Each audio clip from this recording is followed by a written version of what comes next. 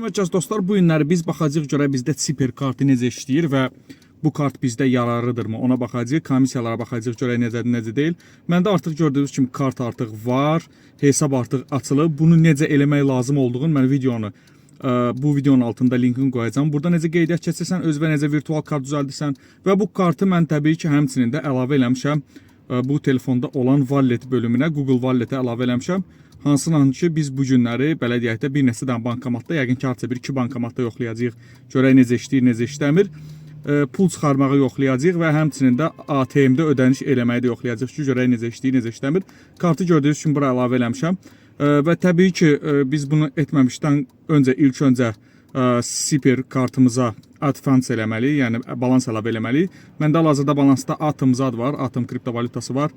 USDC cəmi 2-dir. Biz Atomdan eləməyəcəyik, çünki burada komissiya çox çıxır, yəni 1%-ə yaxın komissiya olur. Amma USDC ilə eləyəndə daha az komissiya olduğuna görə biz USDC və Polygon ağında olan USDC ilə bu gün balansı artıracağıq və balansı artırdıqdan sonra da gedib bankomatda, yəni bura balansı artırdıqdan sonra həmin balansı kartımıza buraxın, advance eləyib əlavə eləyəcəyik bura və bankomatlarda prob eləyəcəyik, görək çıxarış eləmək olurmu, görək komissiya zadı nə qədər çıxır, bunlara baxacağıq və həmçində ATM ödəmələrində də bunu yoxlayacağıq. Yəni adi, daha doğrusu post terminal ödəmələrində yoxlayacağıq.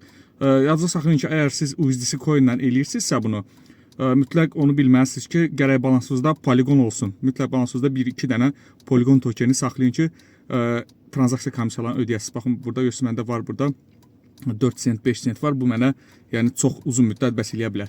İndi isə gəlin dostlar, bura indi mən balans atım. Balans atandan sonra videonu davam eləyək və baxaq görək sonra nə etməliyik.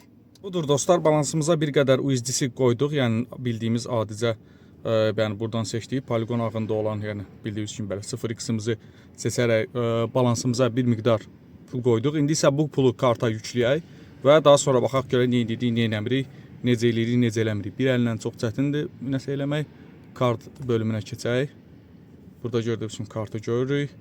Advance eləyək və burada da max, yəni bütün balansı doldur düyməsini vuraq. Yəni 100 dollara yaxın pul var orada və bu balansa yükləyək bunu. Gördüyünüz kimi 100 dollara cəmi 51 sent tutur. Yəni 0.5 belə deyək də 0.5% komissiya tutur. Təsdiq eləyək barmaq izi ilə və baxaq görək nə olacaq, nə olmayacaq.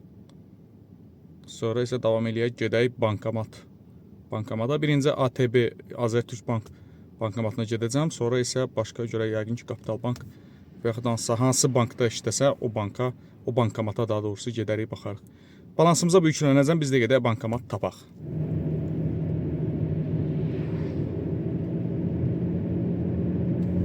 Və belə ki dostlar, biz bankomata artıq gəldik və bilirsiniz balansımız artıq yüklənib pul, yəni balansımızda da artıq 3-4 dəqiqə çəkir əslində kartın doldurulması. İndi isə yoxlayaq görək NFC vasitəsilə biz burada nəqləşdirmə eləyə biləcəyimi ATB bankomatında görək nə göstərir bizə.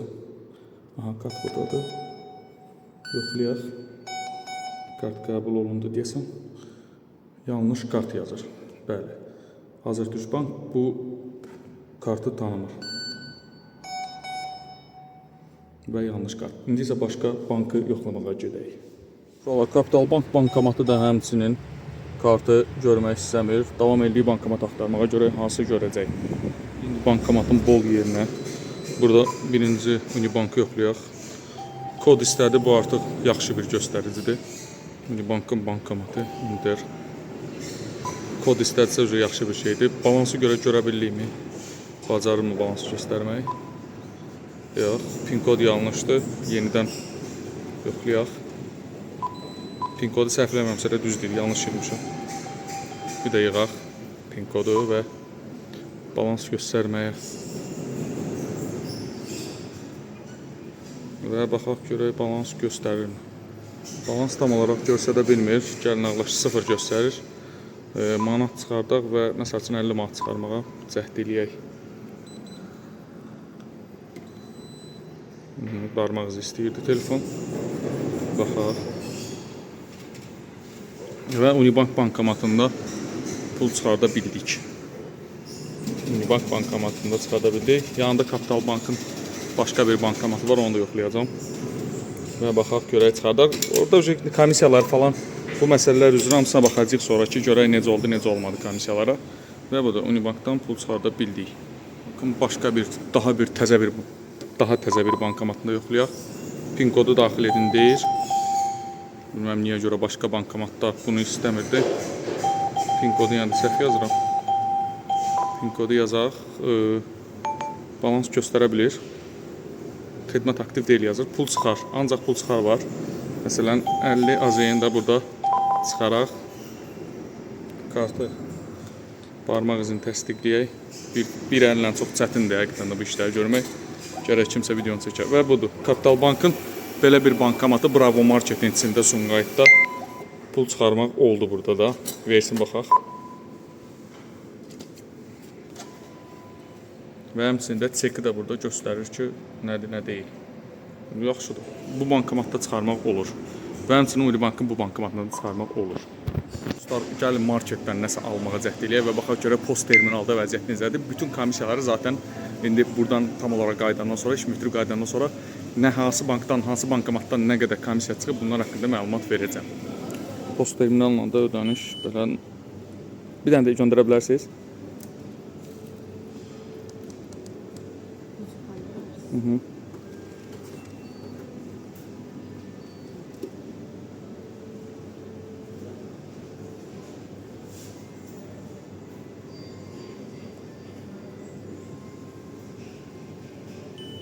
Keçdi.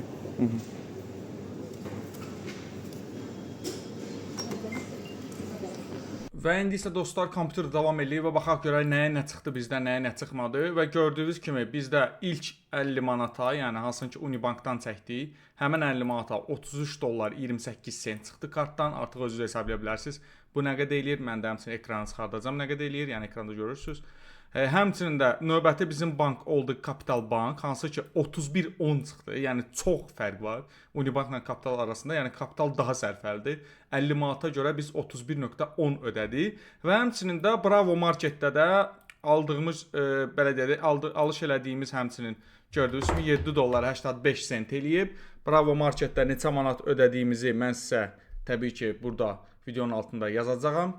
Və təbii ki buna uyğun olaraq da siz artıq başa düşə bilərsiniz ki, biz harda nə qədər itirdik və nəyə nə xərclədik. Təbii ki hal-hazırda dolların kursu 1.70-dir bizim ölkədə, amma burada bilirsiniz pul nəqləşdirmə həm də xarici ölkə kartı olduğuna görə biraz daha belə deyək də sərfəsiz gəlib çıxır.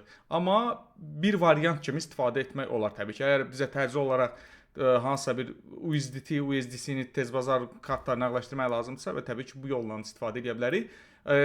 Sadə post terminal ödənişləri biraz daha sərfəlidir. Burada artıq qiymət 1.67-1.68-ə düşür. Bunların hamısında təbii ki videonun üstündə yazacağam. Belə bir maraqlı kartdır. Necə qeydiyyat keçmək lazımdır bu haqda video link videonun altında var. Həmçində qeydiyyat keçərkən kart 2025 kodunu da istifadə etməyi unutmayın. Uğurlar hamıya. Sağ olun. Sualınız olsa videonun altına yaza bilərsiniz.